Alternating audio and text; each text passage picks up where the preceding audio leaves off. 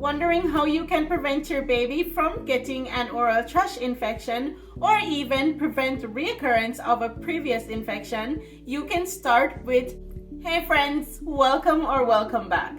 Today I'm going to be sharing with you my experience of when my son had oral thrush.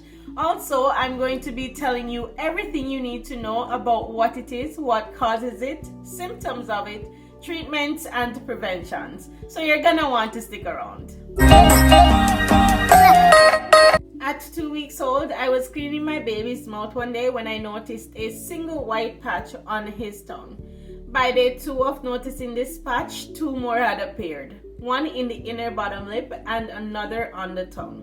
Right away, I knew this was oral thrush, also called oral candidiasis or candida of the mouth. Babies are prone to getting candida overgrowth, and this is because their immune systems are not mature enough to fight off infections. Other reasons baby may have developed an oral thrush infection is if mom was treated with antibiotics during labor and delivery, or if baby was given antibiotics after birth. Antibiotics not only kills bad bacteria, but good ones that are needed to maintain a balance. These good bacteria help to prevent the overgrowth of yeast. Baby will also get an oral thrush infection by sucking on objects that are infected. At this point, you're probably wondering how you're going to know the difference between oral thrush and milk residue. There were 2 telltale signs. For milk residue, it will appear as a thin white coat over the entire tongue that will come off with cleaning of your baby's mouth. Whereas with oral thrush, it will present as white patches or white spots that are thick, does not come off with cleaning of the baby's mouth, and will become irritated and may even bleed if you try to get it off.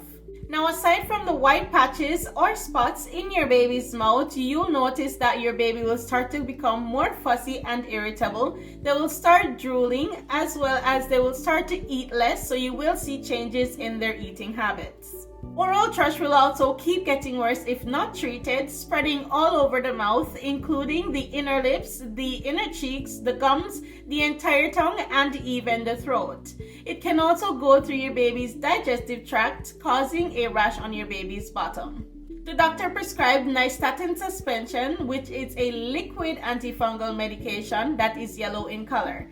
The order was to give 1 ml in each cheek using a syringe 4 times a day for a total of 10 days. After 3 days of giving my baby the medication, I noticed he had developed a rash around his mouth and on his chin. I did check with my doctor and he said I should just monitor, so that's exactly what I did. The rash did not get worse, so I figured my baby was just having a minor reaction to the medication. At 9 days of being on the medication, I noticed my son still had a white patch on his tongue. And remember guys, we were only supposed to be on this medication for 10 days, so it obviously did not work as well as it was supposed to. So I called the doctor and he gave him another 10 days on the nystatin. However, this time I was to give him 2 milliliter in each cheek 4 times a day for another 10 days. At day 17, my baby still had oral thrush even though he was being given the nystatin medication. So I decided that was not working and I took him in to see the doctor. Now, the medications used to treat oral thrush are antifungals medications including nystatin, fluconazole, miconazole, and gentian violet. Gentian violet is not used in Canada anymore. I'm not sure if it's used in other parts of the world. So the doctor prescribed the fluconazole, a single dose of 5 ml one time, and the next day the oral thrush was gone from my baby's mouth.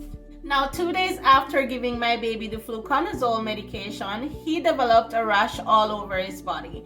I took him back to the doctor where they gave me a prescription for a hydrocortisone 1% cream to be applied 4 times daily until the rash was gone. For this medication, I applied it only once every morning, and then I gave my baby a bath using baking soda in his bath water every evening. The rash was gone in about a week and a half. Now, as a nurse, I know the importance of taking medications exactly as they are prescribed. However, I wanted to do all I could to reduce the amount of medication my baby was taking since he was still very small. At this point, he was only a little bit over a month old. Now, if you're still with me, go ahead and give this video a like and click the subscription button below. Want to know how you can prevent your baby from getting oral thrush or prevent reoccurrence from a previous infection? You can start with proper hand hygiene. So ensure you're washing your hands properly with soap and water after every diaper change and before every feed. Also, you want to sterilize everything that comes in contact with your baby's mouth, such as nipples, pacifiers, toys, and teething rings. For breastfeeding moms, you'll want to ensure that you're cleaning your breast and your nipples properly before every feed. Wash and heat dry all your nursing bras and tops frequently. If you're breastfeeding and your baby develops an oral thrush infection, then mom will need treatment as well.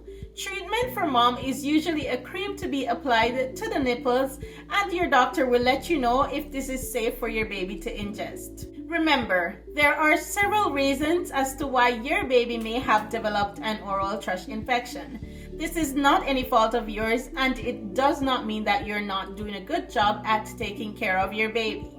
Now, this brings us to the end of the video, and I truly hope you enjoyed it and found it helpful. If so, go ahead and give it a like, and don't forget to subscribe to my channel for more informative mom and baby content. Thank you guys so much for watching, and I'll see you again soon.